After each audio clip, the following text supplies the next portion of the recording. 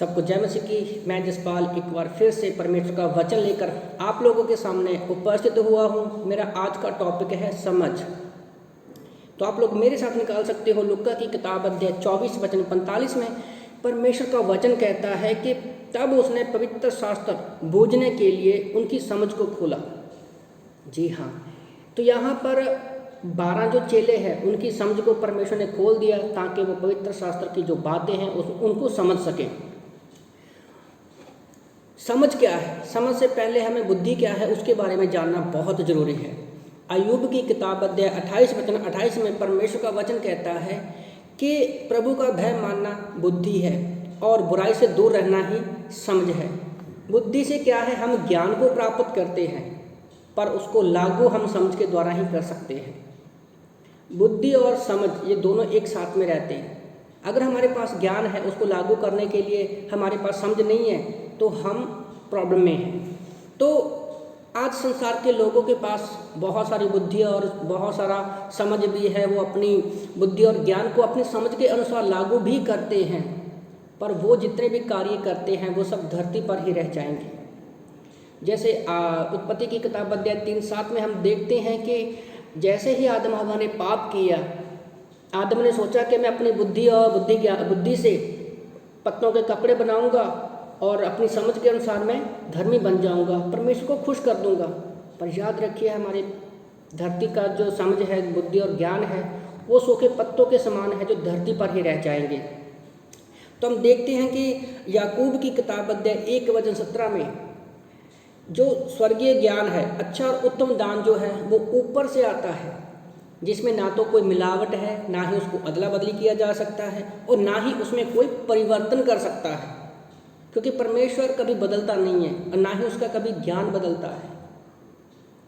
तो हम देखते हैं कि ये परमेश्वर का अनुग्रह ही है कि हर एक विश्वासी के ऊपर हुआ है कि परमेश्वर ने हमारी समझ को खोला है और हमें पवित्र आत्मा का दान दिया है। ये परमेश्वर का सबसे बड़ा अनुग्रह है हमारे ऊपर।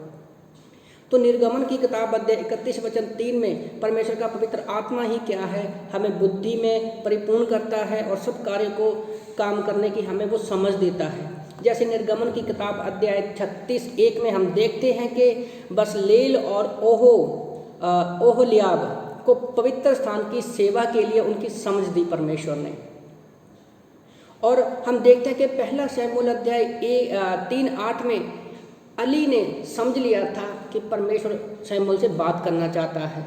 और पहला राजा अध्याय 4 वचन 29 में सुलेमान को परमेश्वर ने समझ दी। तो आज संसार में हम देखते हैं कि बहुत से लोगों के पास बाइबल का ज्ञान तो है पर उस ज्ञान को लागू करने के लिए उनके पास समझ नहीं है। और समझ के लिए हमें परमेश्वर पर भरोसा करना बहुत ज़रूरी है और हम पवित्र आत्मा के द्वारा ही उन भेदों को समझ सकते हैं। जैसे अय्यूब की किताब अध्याय 13 वचन 1 में वो कहता है, आँखों से देखा, कानों से सुना और समझ भी चुका हूँ। आज हम लोगों ने यीशु मसीह के बारे में बाइबल में पढ़ा है, देखा है उसके कामों को अपनी ज़िंदगी में और कानों से हम वचन को सुनते हैं। सवाल ये है कि क्या आपने समझा है? तो अगर हम लोग नहीं समझे हैं तो आज हम परमेश्वर से प्रार्थना कर सकते हैं कि प्रभु तू हमारी समझ को खोल के हम तेरे गहरे भेदों को जाने। यिर्मयाह 33:3 में परमेश्वर का वचन कहता है कि तू मुझसे प्रार्थना कर, मैं तुझे वो गहरी और कठिन बातें बताऊंगा जिन्हें तुम आज नहीं समझते हो। परमेश्वर हमारी समझ को खोलने के लिए हमेशा रेडी रहता है, पर क्या हम समझने के लिए तैयार हैं? जैसे लुका 24 में हम लोगों ने पढ़ा 24:45 में कि परमेश्वर ने उनको पवित्र शास्त्र को बूझने की समझ दी। पहले वो यीशु मसीह के साथ रहते हुए भी उसको जान रहे थे, परख रहे थे, पर उन्होंने समझ तब खुली जब यीशु मसीह का पुनरुत्थान हुआ, पवित्र आत्मा के द्वारा उनकी समझ को खुला। आज पवित्र आत्मा हमारे अंदर है, वचन हमारे पास है। जैसे हम लोग अगर मिशन फील्ड में जाते हैं, हमारी समझ को परमेश्वर ने खोला, हम लोगों के पास सुसमाचार लेकर जाते हैं।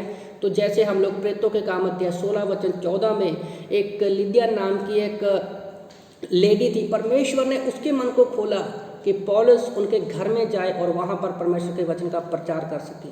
तो आप लोगों को मैं उत्साहित करना चाहता हूँ कि हम परमेश्वर से प्रार्थना करें, प्रभु हमारी बुद्धि को खोल। और जब हम सुसमाचार लेके लोगों के पास जाते हैं तो परमेश्वर लोगों की बुद्धि को भी खोलता है। तो इन वचनों के द्वारा प्रभु आपको आशीष दे। आमीन।